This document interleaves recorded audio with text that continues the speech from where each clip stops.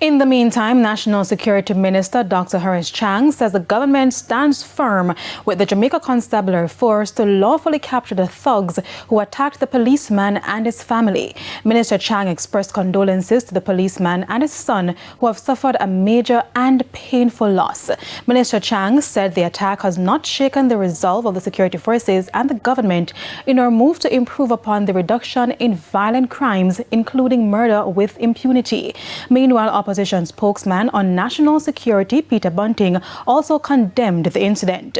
In a statement, he said this cold-blooded assault on a young family is yet another tragic reminder of the unrelenting violence plaguing our society. Mr. Bunting also decried the disturbing trend of circulating photographs and videos of victims in the immediate aftermath of violent crimes, noting he described it as deeply dehumanizing. He reiterated the opposition's call for urgent and effective action to tackle violent crime, protect the families of law enforcement officers, and restore safety to communities.